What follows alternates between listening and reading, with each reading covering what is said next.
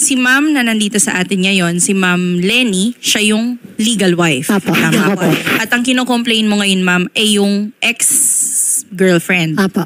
Okay. Ano po ang nangyari, Ma'am Lenny? Bakit niyo po kinocomplain si ex-girlfriend? Kasi po ma'am, ayaw po kaming tigilan. Panay po yung reklamo niya sa amin sa PAW, sa about sa sustento daw. About Opo. sustento ng anak nila. Kinasuhan po ang mister ninyo? Hindi ko po alam kung nag-file na po sila ng kaso ngayon. Pero tinatakot kayo na magkakaso? Ano naman po sila na kung magkaso na lang po kami. Ano po ba ang nais nitong, ano pong pangalan niya, Ma'am? Maridik po. Marivic. Ano po ang nais ni Ma'am Marivic? Ang gusto niya daw po kasi is sustento. Which is sa amin po yung isang anak nila. Nasa inyo, poder po namin. dalawa po ang anak. Apo. Sa isa sa Yung kanya, isa sa inyo. Isa sa amin. Kami po yung nagpaparal. Halos nasa 2 years na po sa amin yung isa niyang anak. Kasi po, since pandemic na sa amin po yung isa eh. So magkano ang hinihingi niyang sustento para dun sa isang anak na nasa kanya? Actually po, ang hinihingi niya po is, ang dati po kasi nagreklamo siya una. Tapos po nabaliwala po yun sa PAW nung reklamo niya na yun. Tapos itong last week lang po, nagreklamo na naman po siya. Magkano po ang hinihingi niyang sustento para alam natin? 2,000 daw po. Kada araw? Kada linggo? Po. Kasi po, ang tinanong po kasi ng attorney kung magkano kinikita ng Mr. ko. Magkano nga po ba? 3,000 po. Every week? Opo. Ang gusto po ng babae, sa kanya po yung 2,000, sa akin yung 1,000. Kasi daw po, maliit pa daw po yung anak namin. Sabi niya daw po. Okay. So, ilan taon na po ba ang anak ninyo, ma'am? Magto 2 years old pa lang po. Ilan po anak niyo? Isa lang? Isa po yung anak Okay, namin. tapos nasa poder niyo pa yung isa. Isang anak po nila. So sa 3,000 na yun, ma'am, magkano ang expense niyo sa isang linggo? Magkano ang nababawas para sa mga gastusin niyo? Sa gastusin po namin sa bahay. Sa maghapon lang po ma'am, gumagastos pa ako ng 300 plus. So sabihin mo ng 400. Opo, kasi diaper pa po ng anak ko. 400 times 7, 2,800. Isang linggo yan ha. So sa 3,000 kada linggo ng iyong asawa, ang natitira 200. Opo. Okay. Ay, may trabaho rin naman po kasi ako. Magkano ang kinikita mo, ma'am? Kumbaga, nasusustentuhan din po namin yung pag-aaral ng anak niya. Nakakatulong kayo. Nakakatulong din po. Okay. Sa ngayon po, magkano ang ibinibigay ng tatay sa anak niya doon sa kabilang sa isang babae depende po? Kung magkano pong chat na anak niya sa papa niya. Kung magkano pong hiningi, yun binibigay ng papa niya. Okay. So medyo may edad na din itong bata. 18 years old po. 18 years old 18 years old na yung anak niya na nasa kanya? Last month po, nag-ano po siya, humingi siya ng cellphone sa papa niya. Oh. So binigyan po namin. Ako po mismo sa sarili kong pera, binilihan ko yan ng cellphone niya. So 18 years old na, nag-aaral pa rin ba ito? Opo. Ma'am Marivic, nandito po si Ma'am Lenny Yongko, ang asawa po ni Sir Jerry Mayas. Inireklamo po niya, ma'am, na kayo po ay nananakot na magsasampa po ng kaso laban po sa kanila dahil po sa sustento ng inyong anak na 18 years old na pala, ma'am.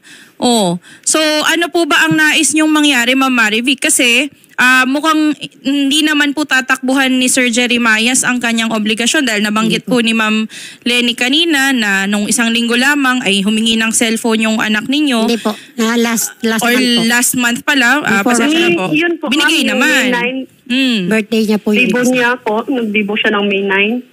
Oh, so anong kailangan niya? Magkano ang gusto niyo, ma'am? Or ano po bang suporta ang nais ninyo para sa inyong anak? Ma'am, kasi sabi niya dun sa PAW, actually ma'am siya nagsabi na kay attorney na ang sahod daw niya ay 3,000. Ang sabi niya kay attorney, siya nagsabi na i-divide daw yun sa anak niya na 3. I-divide ni attorney, di lumabas kasi dalawang anak ko nandito man ang dalawang anak ko ma'am sa akin. Oh, akala Last month lang po sa kanila yung isang anak nila. Ay, yung isang anak nila, ma'am, galing Phoenix sa Manila. Saglit lang, ma'am. Si Ma'am Marivic muna. Yes, Ma'am Marivic. Dito na po mag-aaral kasi sabi niya, doon kay attorney, ibibigay niya na sa akin ng anak ko, yung parehas siyang dalawa, magsusustento na lang po daw siya. Siya nagsabi rin po na i-divide na daw yung sahod niya para sa 3 anak niya. Di-divide ni attorney po yun. Yun ang kinalabasan. Hindi po ako nag-demand po, ma'am, ganon. Oh, Ma'am Lenny, ganon naman pala. Nandun po si attorney po, ma'am. Ang sabi po ng mister ko, sa 3,000 kinikita niya, yung kalahati po nun dapat automatic sa akin. Kasi po ako po yung legal na asawa. Tapos yung kalahati po, i-divide niya sa mga anak niya. Yun po ang gusto na mister ko.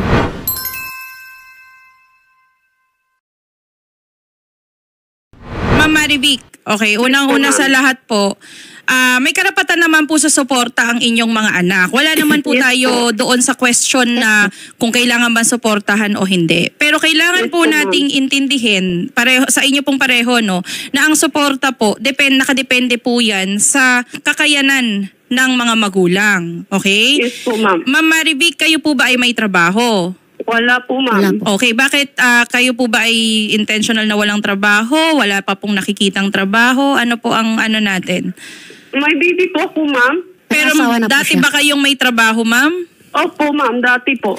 Okay, kasi ma'am, ang suporta po, yan po ay parehong obligasyon ng Yes mga po. magulang. Hindi lamang Yes po po, yan ma'am. obligasyon ng tatay. Ngayon, Opo, wala ma'am. po kami doon sa naging usapan nyo with the PAW lawyer. Hindi po namin alam yan. Kung Opo, totoo ma'am. man po yung sinasabi ninyo na ang voluntary pong ibinigay o sinabi ni Sir Jeremias ay hatiin ang kanyang sweldo sa 3, then yun ang dapat sundin. Lalo na kung meron kayong kasulatan. Pero ang sinasabi kasi ni Ma'am Lenny dito, kalahati lang daw yung gusto niyang ibigay. Kalahati lang nung sweldo. Kasi meron pa nga naman silang ibang gagastusan. So ano ba ang sapat na suporta para sa inyo, Ma'am Marivic? Ma'am, ang inaano ko lang naman, ma'am, yung pag-aaral ng dalawang anak ko kasi binigay na nga po, high school po yung isa at college po yung isa. Kasi ma'am, yung pag-aaral po ng mga bata, yung sa high school maiintindihan ko po because minor de edad yan 16 years old. Opo, 16 po. Yes, pero yung sa college ma'am, ang pagpapaaral po kasi as form of support sa bata, hindi po natin ma-mandate na or mare-require na specific amount. Ang support po kasi ma'am, it can be material, can be financial, maaaring in the form of pera, maaaring in the form of baon, pwedeng notebook, ballpen, or any type of support doon sa bata. Okay? At kailangan din po nating maintindihan, Ma'am Marivic, na ang asawa po ni Ma'am Lenny ay isang construction worker. Hindi po siya executive, hindi po sila mayaman. Yan po ay naaayon lamang sa kanilang kakayanan na magbayad din po ng suporta. Magbigay ng Opo. suporta sa bata. Opo. Sige po, ma'am. Opo, ma'am. Sila naman po nagyayabang. May chat nga po sila na sinabihan nga po ako niyan sa yung ex ko na yan. Ako daw walang kakayanan. Kahit anong oras daw, sabi niya sa akin, kahit anong oras na kunin niya ang mga bata at pabalik-balik doon sa Maynila, kaya niya, ako daw walang kakayanan. Siguro ganito na lang, Ma'am Marivic. May kasulatan po ba kayo nila Sir Jeremias o wala? Wala pa po. Sa PAW po, ma'am, wala pa po, Wala ma'am. pa. Kasi So hindi wala pa po kayong tapos. kasulatan sa PAW, wala kayong kasulatan sa barangay, wala kahit ano. Dati po, meron po kami Sa sa barangay barangay. po, mayroon po. Magkano ang napagkasunduan niya doon? Sagot po Hindi namin ko- pag-aaral ng mga bata. Sa kanya po yung 2 yung bata. Saglit lang, ma'am. Ma'am Marivic, magkano napagkasunduan niyo doon? Wala rin po doon amount po na Ano ang nakalagay, ma'am? Sagot na lang yung pag-aaral? Yung pag-aaral, opo, sasagutin daw po nilang pag-aaral ng mga bata. Okay, nakalagay ba doon hanggang kolehiyo, hanggang matapos opo, sila? hanggang mga tapos daw po ang mga bata. Sila nagsabi nun. Sige, dahil nakapirma naman doon, ma'am, si Sir Jeremias, although wala po Opo. tayong copy, but nakapirma doon ang inyong asawa, kaya po Opo. ba na suportahan ng hanggang doon sa pag-aaral po ng mga bata? Ang sa amin, ma'am, kaya naman po mga suportahan. Ang problema po, ma'am, yung bata, ma'am, nasa amin yan, ma'am. Dapat po, naka-enroll po yan, ma'am, dito sa Manila. Oo. Pero ang problema kasi, ma'am, Hinold niya po yung bata, hindi niya pinasama sa amin. Naka-enroll po yan dito sa pero ang Manila. problema kasi, ma'am, yung anak naman niya yan eh. Kaya nga po. Oo, anak niya yan, hindi sila kasal, so sa kanya ang kustodiya Opo. ng bata. Minor de edad yung anak niya eh. So wala tayong Ma'am? magagawa. Yes po.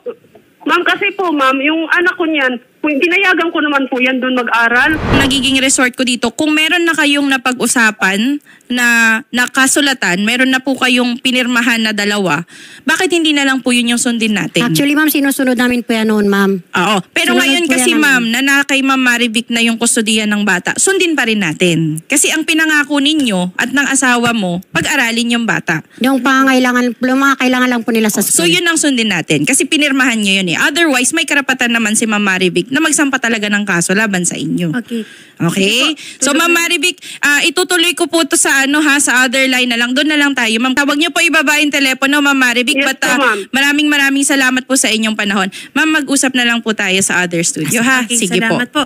Yung dalawang bata po, wala na po sa poder ninyo. Opo. Ang gusto na lang po sana nga ng mister ko, nag-usap kami, na ibalik na lang po sa kanya yung dalawang bata. And then, support na lang po kami sa ng mga bata. Malimbawa, kung like sabi natin, 15-30, kasi nas katapusan, kung magkano pong nakaakma dun sa sahod na talaga, yun po ang ibibigay na. Kung ino-offer po ni Sir Jeremias at ng kanya pong misis na si Ma'am Lenny na patirahin ang inyong mga anak sa kanila para po habang nag-aaral sila ay sila yung magbibigay ng suporta, okay po ba yun sa inyo? Yung isa lang po. Okay naman po sa akin, ma'am. Oh, okay naman pala. Ilan doon, ma'am? Yung isa po, nandito po kasi naka-enroll yun pinigilan niya lang po. Sino doon, ma'am? Kasi dalawa yung pinag-uusapan natin. Yung bunso po. Pinigilan ng bata. May chat sa akin ang anak mo, tita, gusto kong sumama sa Manila, gusto kong dyan mag-aral. May chat sa akin doon. Kaya nag-decide kami na ibalik sa'yo ang bata para sa suporta na lang kami. Oh, Wala nang problema. Ma'am Lenny, kayo naman pala ang nagbalik. Magkaiba po yung pinigilan siyang bumalik sa ibinalik ninyo Okay naman pala si Ma'am Marivic na pag-aralin sa inyo yung isa sa kaya mga ngayon, anak. after ilang months magre-reklamo naman yan. 2 times na reklamo sa amin kaya hindi niya kami pinapatahimik Kasi hindi kasi kayo nag-aayos Ang cellphone ng anak mo, sino nagbili yan? Ako, sariling pera ko yan. Ang cellphone ng isa mo pang anak, sino nagbili? Pera ko rin yan. Anong hinihingi ng anak mo? Motor. Papasukain nyo kami ng pambili ng motor? Yan ang anak mong babae, ambisyosa kasi masyado yan. Kung hindi naman po kakayanin ng inyong asawa na si Sir Jeremias na bilhan yung anak ninyo ng ganon, hindi po natin siya mare-require, ma'am. Kahit pumunta pa po kayo sa Supreme Court, kahit sa PAW pa yan, hindi po natin mare-require. Kasi, again, yan po ay nakabase sa kakayanan po ng inyong mister. At the same time, yung pangangailangan ng mga bata, basic needs ng mga bata. Kung hindi po kailangan ng bata ng motor, hindi po siya kailangan bilhan ng motor. Kung hindi kailangan ng bata ng magandang cellphone, pwedeng basic na cellphone, ma'am. Tutulungan namin kayo, Ma'am Marivic, na makuha po kung ano po yung nararapat na suporta para po sa inyong mga anak, okay? Pero yan po ay dapat na nakasulat. Sasamahan po namin kayo sa barangay o sa PAW. Kung gusto nyong sa PAW po kayo magkita ulit, o sa WCPD po, depende po kung saan nyo gustong mas komportable kayo mag-usap, para po mapagkasunduan na ninyo kung ano po yung nararapat na suporta. Okay? At mas, Ma'am Marivic, yung fact na nag-o-offer po sila ng patirahin yung anak ninyo doon sa kanila, pwede po yun na form ng support. Okay? Lilinawin ko lang po yun, ha?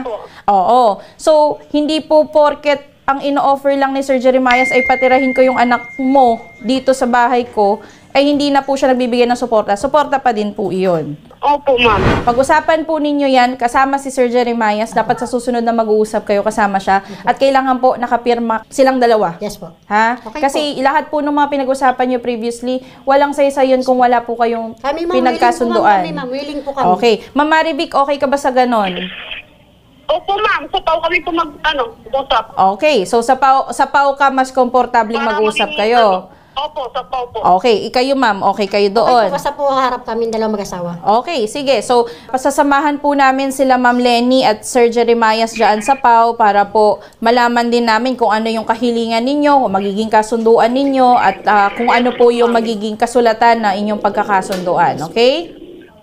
Opo, ma'am. Opo, sige. So, ganun na lang, ma'am, ha. In the meantime, iwasan po natin na mag-away pa kayo kasi wala na pong magagawa yan Sa ngayon, ma'am, patuloy na lang po siguro, Ma'am Lenny, na magbigay po ng sustento pansamantala si Sir Jeremias kina Ma'am Marivic.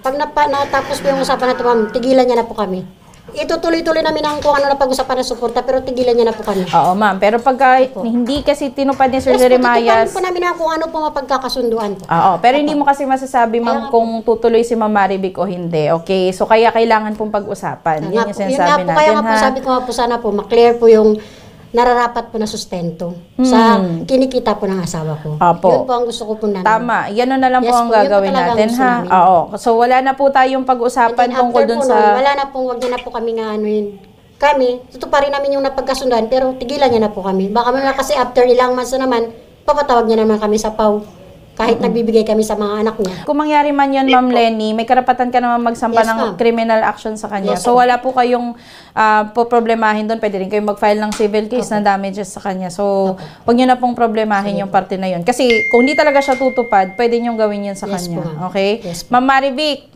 Yes po, ma'am. malinaw po yung usapan natin ha. Mag-uusap-usap kayong tatlo sa PAO lawyer. Mag-schedule na lang po tayo ng meeting. Sige po, ma'am. Okay, sige po. Yun na lang po, ma'am. At maraming salamat po, Ma'am Marivic, sa oras po ninyo. Sige po, ma'am. Salamat Okay din po. po, sige po. So, Ma'am Lenny, gano'n na lang ang gawin natin, Yun ha? nga po talaga ang gusto namin. Oo, pero talaga. hayaan nyo po silang mag-usap ni Sir Jeremias. Kasi si Sir Jeremias po ang tatay ng mga bata. Hindi po dapat na, although mag-asawa kayo, intindihan ko naman po yung sinasabi nyo na meron kayong hati doon sa sweldo niya. Pero syempre, kung yung sweldo po niya ay nasasapat lamang doon sa kailangan na isuporta niya sa mga anak niya, kailangan po niyan to pa rin din yung obligasyon sa mga anak niya. Yun nga po yung gusto namin maano. Oo, so at least malinaw po talaga tayo yung nasasapat doon. na, anuhan po namin yun, gagawan po namin parang basta mabigay po namin sa kanila monthly or quincenas katapusan. Sige po, ganun na lang po ang Opo, gawin natin. Ma'am ha, salamat po. Salamat po. Sige Yun na po, lang. ma'am.